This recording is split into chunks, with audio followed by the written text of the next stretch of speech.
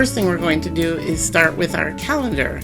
So I'm sitting here on a regular plain blank Google page, and what I'm going to do is click on the waffle. I'm already signed into my Gmail account, so I'm going to click the waffle. I'm going to go to calendar. Likewise, I can always go to this part right up here in my web browser, and I can type in calendar.google.com, and that will bring up this calendar icon here. I'm going to click on today for today's schedule, and the first thing you might notice is that I'm in a month view. I can show this in month, day, week, year, or up to a 4-week schedule if I'd like to look at my calendar in a 4-week schedule, which is very similar to the month view, except it shows just 4 weeks instead of a solid month. All right, next thing we're going to do is, my mouse keeps jumping around a little bit. It just jumped over to July and August. We are here in June, and if I'd like to create a new appointment, I can just go to whatever that appointment might be. Let's say I have an appointment on June 27th. All I have to do is click on June 27th and add my calendar item.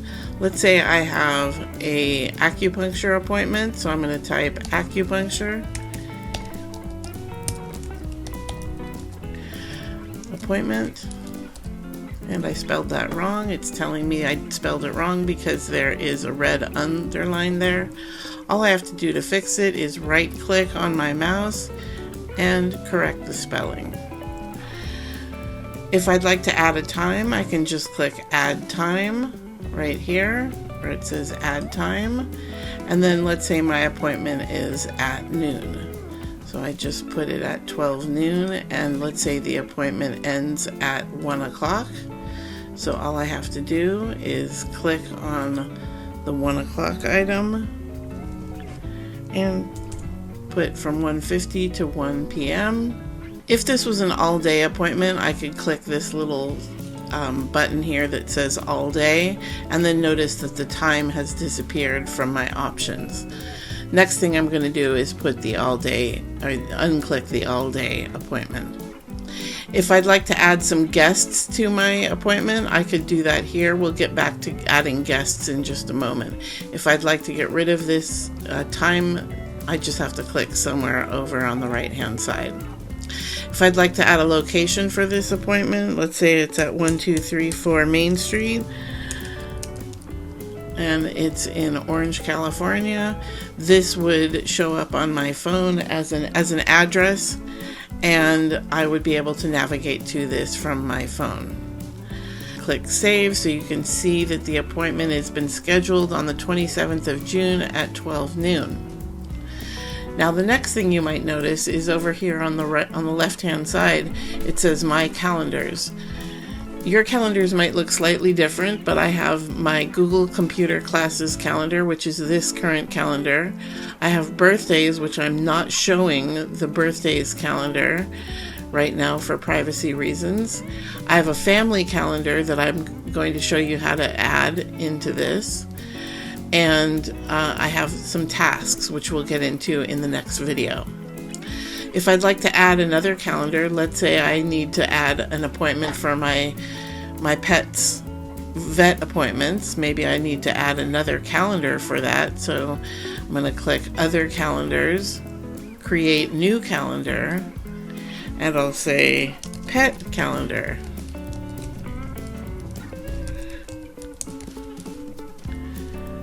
And I can say schedule all pet appointments. Here.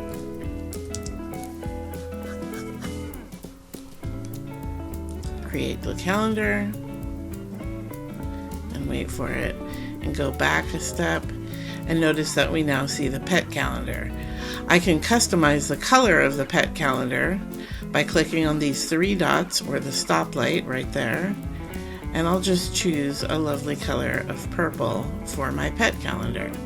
Now, if I'd like to schedule a vet appointment for one of my pets, let's say I have a vet appointment on July 1st, I'm going to click July 1st and say cat's first appointment.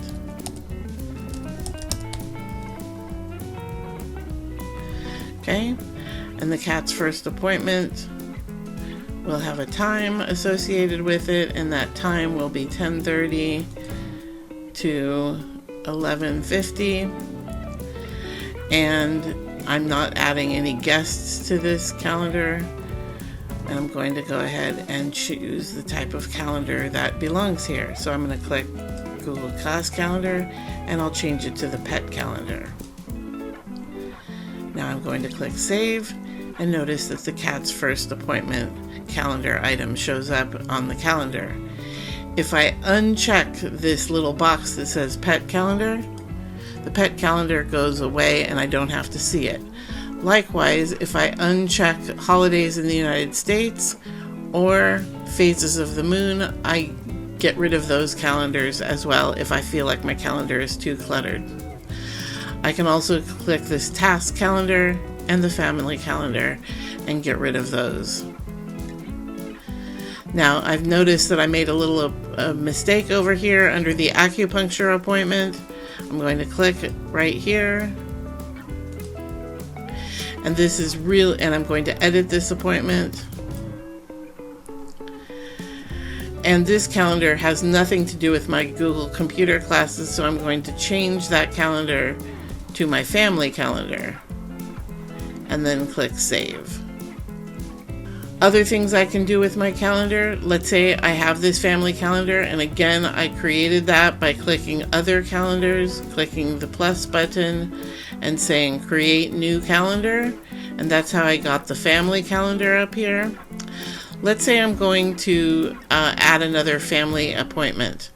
So let's say I need to have one of my kids go to the dentist. I'm going to say kids dentist,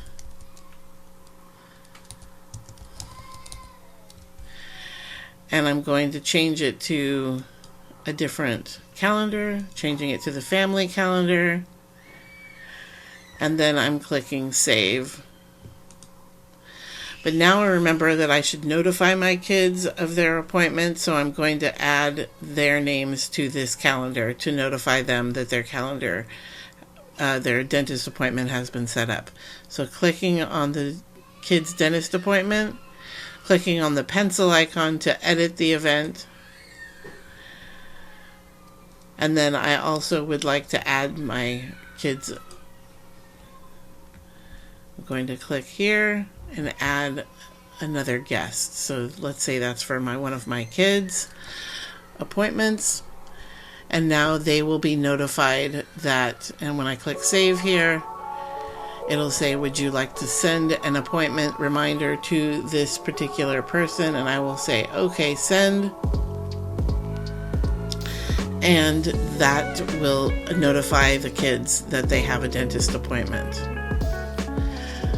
Okay, under the settings wheel in the upper right hand corner, up at the top of the Google Calendar, I'm going to click Settings and go right to Settings. And right here I have all this under the hood stuff. So if I would like to change my language, I could change it right here under Language and Region. If I'd like to change my time zone for some reason, when you're on a phone or on a laptop computer, you might need to change your time zone when you're traveling to another time zone. You can have world clocks here if you'd like to show world clock and add a time zone. You can go down to event settings, and right now my event settings are set for the duration of 50 minutes. Speedy meetings. Uncheck that. Go to 60 minutes. I would like desktop notifications to be sent to me when my appointments are almost ready. I could have desktop notifications on, or I could have alerts on. Likewise, I can have snooze notifications turned off 2 minutes before an event, or 5 minutes before an event, or any time in between that. Scrolling down here, I could import or export other calendars from other places. If I had a calendar somewhere on my computer, then I could add it right here and import that particular calendar. Here's all the calendars that I have. If I wanted to export them to a different calendar application or program, I could do that right here. Okay, that is all I have for you in calendars. Thanks for watching.